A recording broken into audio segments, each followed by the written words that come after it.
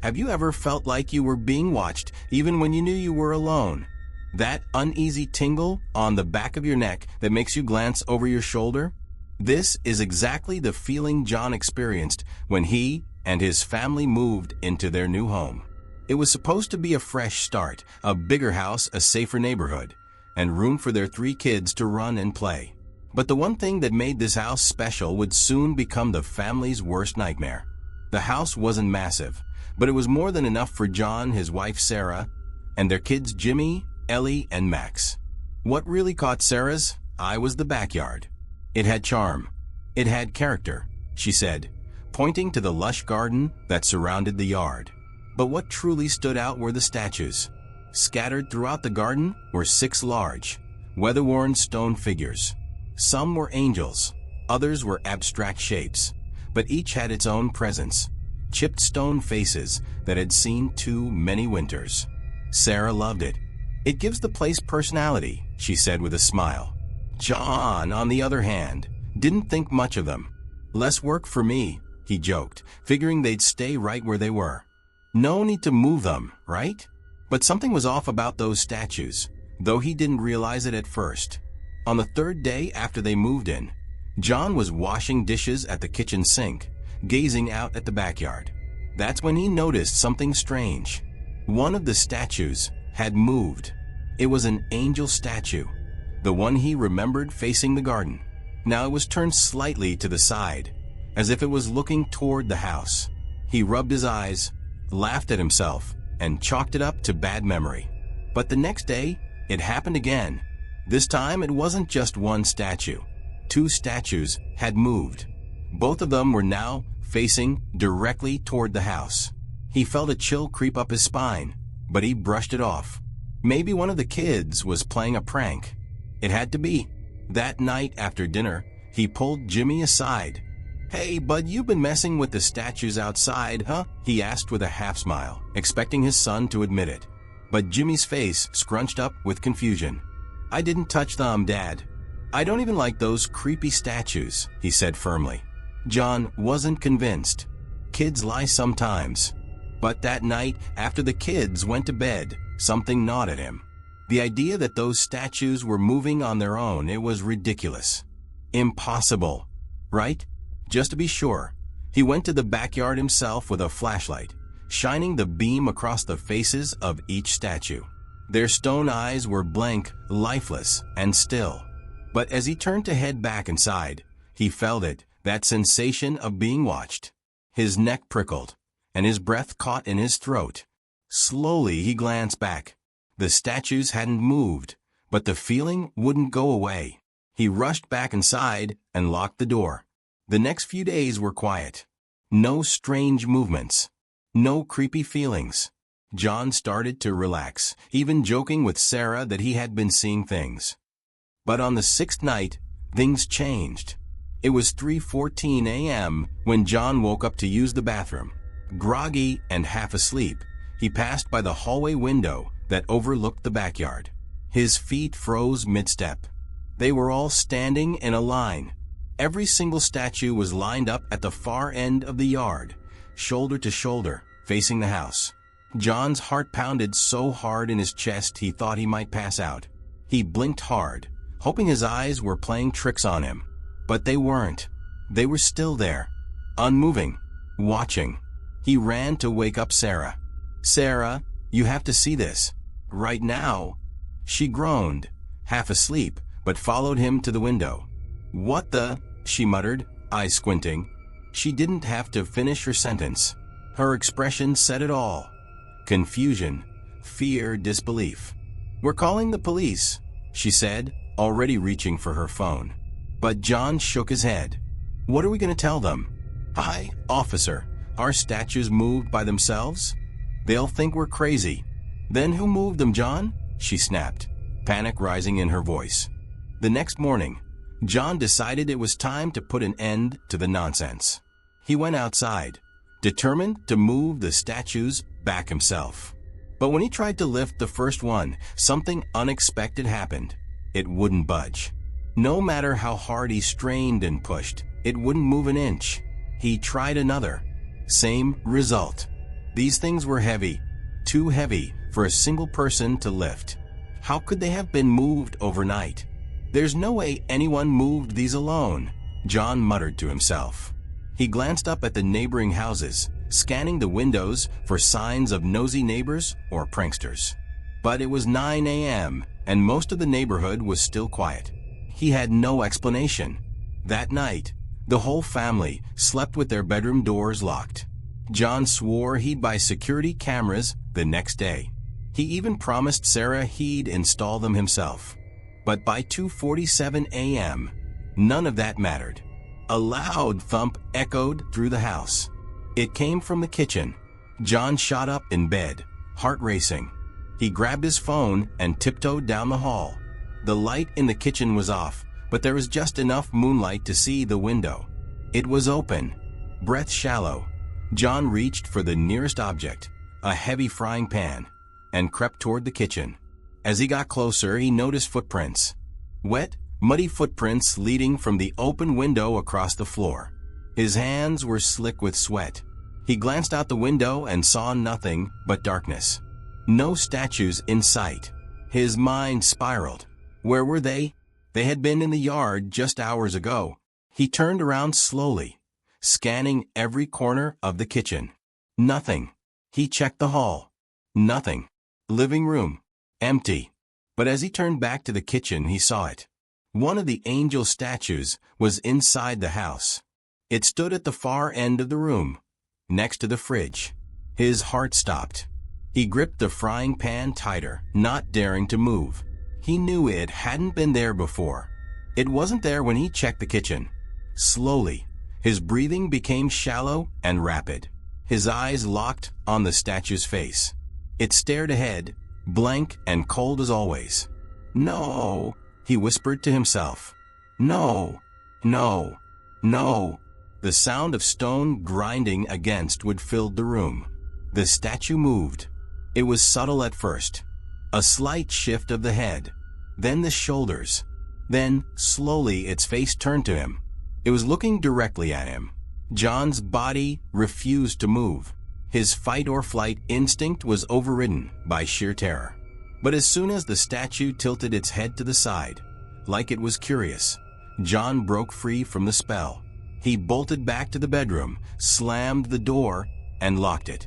"Call the cops," he yelled, waking Sarah from her sleep. His hands trembled as he dialed 911, his breath coming in short gasps. "What's your emergency?" "Someone is in my house." They're inside. They're in my house." The next few minutes felt like hours. They sat pressed against the door, holding their breath, with every creak in the hallway. The sound of sirens finally cut through the night air. Red and blue lights flashed through the curtains. When the police searched the house, they found nothing. No intruder, no muddy footprints, and no statues. "Are you sure you saw someone inside, sir?" one of the officers asked. John glanced around, his eyes wide and distant. "They were here," he muttered, voice hollow. "I know they were here." That night, John didn't sleep. The family stayed at a hotel for a week. But when they finally returned, the backyard was different. The grass was flattened in spots where the statues used to stand. All 6 of them gone. No one knows where they went. But sometimes, late at night, John swears he can hear the sound of stone scraping against concrete just outside his bedroom window. Would you have stayed in that house? Let me know in the comments.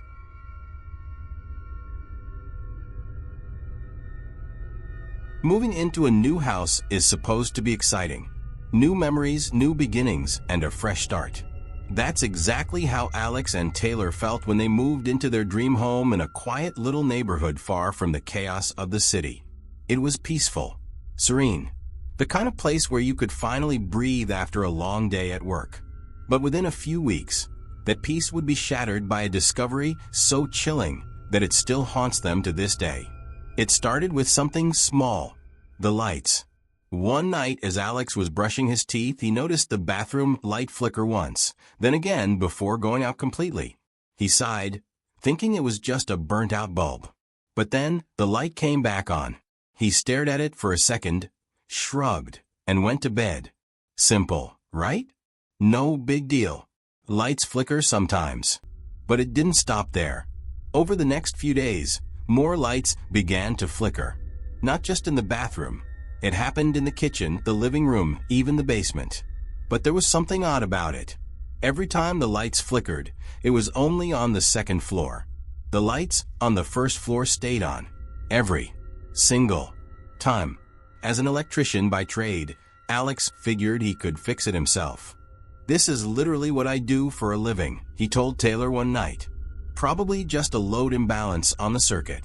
She nodded, only half listening, more focused on her TV show than his technical explanation. But that night, Alex decided he'd check it out. He grabbed his flashlight and headed down to the basement.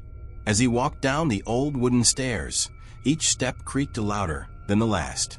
He hadn't spent much time down there since they moved in. It wasn't exactly a finished basement, more like a cold, dusty storage space with stacks of old furniture and boxes the previous owners had left behind. Cobwebs hung in the corners like forgotten memories. The air smelled stale. He moved the flashlight across the room, following the lines on the wall, tracing them to the main breaker box. "All right, let's see what's going on here," he muttered, flipping open the box and inspecting the circuits. Sure enough, one of the breakers was running a higher load than it should. Easy fix, he thought. He adjusted the load and was about to head back up the stairs when something caught his eye. A door. At first, it didn't register as strange. It was half hidden behind a stack of old wooden chairs. But the more he stared at it, the more it felt wrong. It wasn't like the other doors in the house. This one was different. It was metal, thick, cold, industrial. It wasn't like any basement door he'd ever seen. Curiosity got the best of him. He moved the chairs aside, brushing away cobwebs as he uncovered the whole door. It had a large, round handle, the kind you'd see on a vault or a secure bunker. "What the hell is this?" he muttered to himself. He pulled on the handle, but it didn't budge. It was locked, sealed tight. That night at dinner, he told Taylor about it. "Did you know there's a door down there?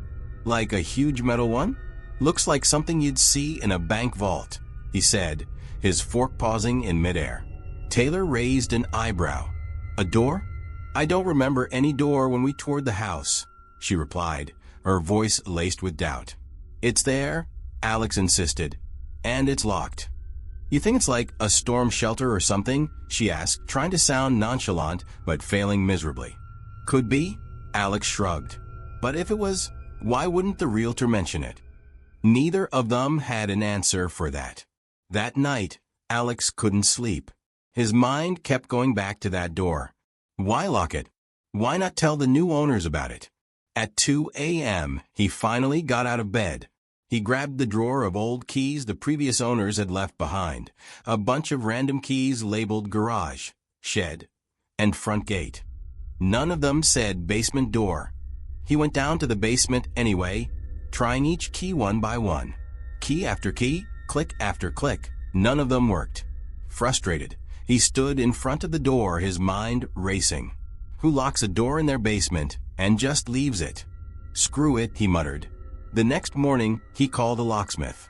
When the locksmith arrived, he was an older man with sharp eyes and a calm demeanor.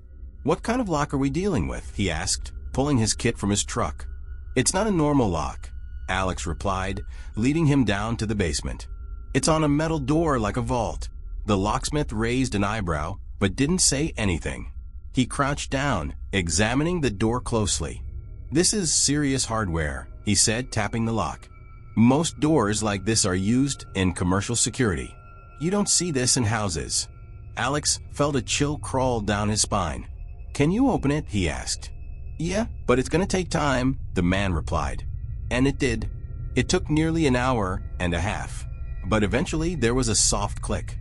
"Got it," the locksmith said with a grin, stepping back and gesturing for Alex to do the honors. "You paid for it, man. Go ahead." Alex hesitated for a second, his hand hovering over the cold steel handle. Something about this moment felt wrong, but he'd come too far. He turned the handle, The door groaned as it opened, revealing complete darkness. Alex shined his flashlight inside, revealing a small room. At first it seemed normal: old concrete walls, dusty shelves, a few forgotten items. But then he saw it. On the far wall, there was a chair, a single wooden chair, facing the wall. It wasn't turned to face the center of the room. It faced the wall. The wall itself was covered with photos. Dozens of photos. Black and white photographs of strangers. Men, women, and children. None of them were smiling. Their eyes stared blankly forward, faces grim and haunting. "What the hell is this?" Alex whispered, his heart thudding in his chest. His flashlight beam shook slightly as he moved it across the photos. His breathing grew shallow as he stepped forward, his eyes locked on the faces on the wall. "Someone spent a lot of time in here," the locksmith said from behind him, his voice quiet, like he didn't want to disturb something in the room. Then Alex spotted something else in the corner of the room. A pile of empty chip bags and water bottles. Old, crumpled, but not ancient. Someone had been here recently. His breath caught in his throat. Someone's living down here. The realization hit him like a punch to the gut. His legs suddenly felt weak. His eyes darted to the chair, then to the door on the far side of the room. It was another door, a smaller one, barely big enough for a person to fit through. And it was open. "Hey man, I think we should get out of here," the locksmith said, his voice shaky now. "This ain't right." Alex nodded slowly, backing out of the room, never taking his eyes off that open door. The feeling of being watched was unbearable. As soon as they were out, Alex slammed the vault door shut, twisting the handle until it clicked back into place. He didn't care about the cost. The next day, he reinforced it with a heavy-duty chain and a lock of his own. He didn't tell Taylor everything. Not about the photos, not about the chair, and definitely not about the bottles of water and food wrappers. But that night, as they lay in bed, something woke him. It was a dull thump, faint but distinct, coming from below. He sat up, heart pounding, straining his ears. Thump, thump, thump. It was rhythmic, a steady knock coming from somewhere below their bed. Alex stared at the ceiling, frozen in fear, as it finally dawned on him. That second, smaller door had led to the crawl space. They never found out who was down there, and Alex doesn't go into the basement anymore. But every few nights, they still hear it. Thump, thump, thump. Would you have opened that door? Let me know in the comments.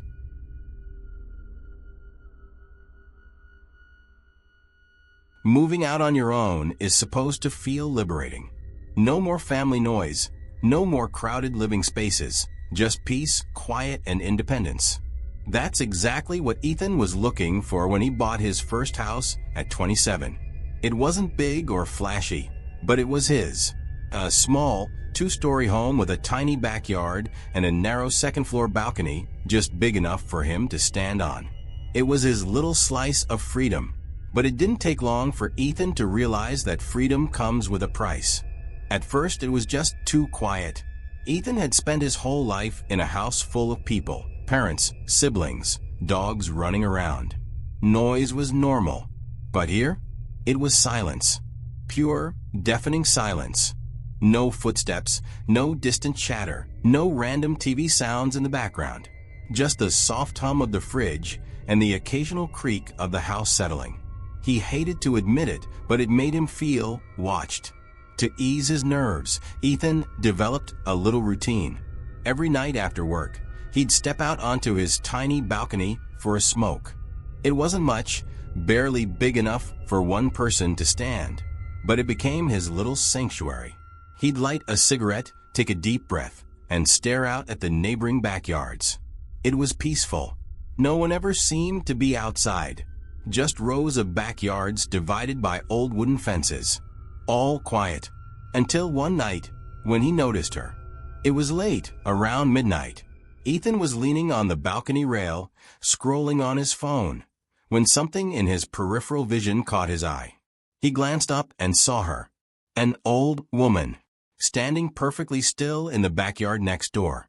She was at the center of the yard, barefoot, wearing a long, loose gray dress that swayed lightly in the breeze. Her face was hard to see in the shadows, but he could tell she was facing him, not the house. At first he froze. Was she looking at him? No, she couldn't be. It had to be a coincidence. Maybe she was stargazing, maybe she just stepped out for air. He kept glancing back at her while pretending to scroll on his phone, but she didn't move. She didn't look away. Her face was tilted upward, eyes locked on him. Ethan crushed his cigarette on the metal railing and went back inside, locking the balcony door behind him. He told himself it was nothing. People do weird things sometimes. Maybe she was just lost in thought. But that night, as he lay in bed, he couldn't shake the image of her face turned upward, her eyes just watching. The next night, she was there again. This time, he spotted her as soon as he stepped onto the balcony. Same spot, same gray dress, same empty stare. Only this time, she was standing closer to the fence, closer to his side.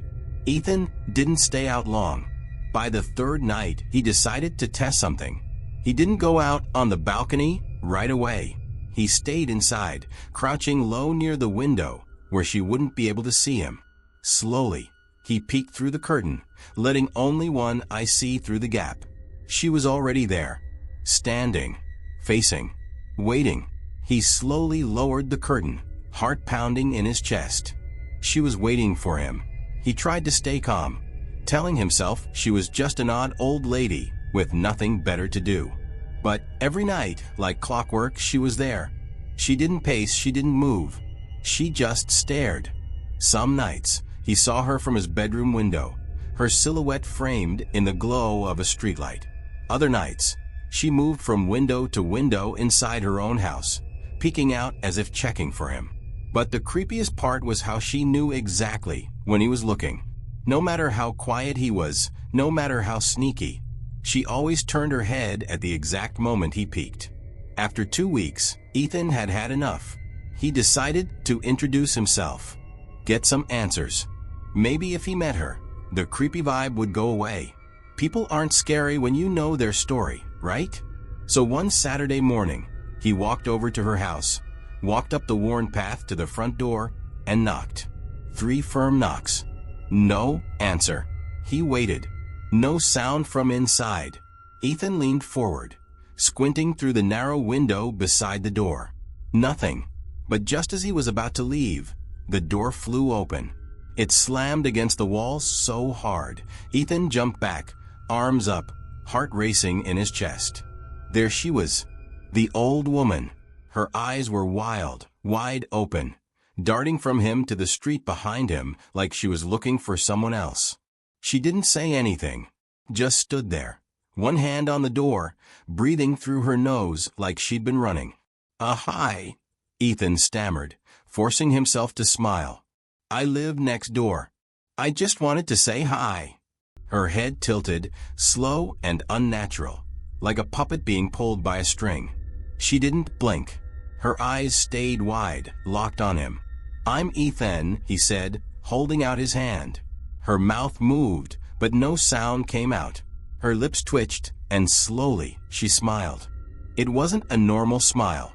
It was too wide. Her teeth pressed together like she was holding something back. Then she whispered, He told me about you. Ethan's heart skipped. Who? He asked, his voice cracking. Her eyes darted behind him again, scanning the street, then back to him. Her smile vanished. She slammed the door without another word. The sound echoed down the street like a shotgun blast. He stumbled back to his house, hands shaking, his breath quick and shallow. Who told her about him? His mind was racing. He locked every door and window, pulled the blinds tight, and didn't go outside for the rest of the day. That night, she was back.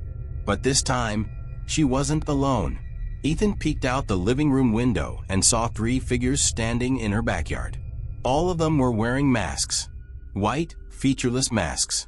They moved unnaturally, almost like they were dancing. Their limbs jerked in short, sudden motions. Their heads twisted sharply, like they were broken.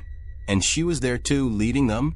Ethan stumbled back from the window, chest tight with panic.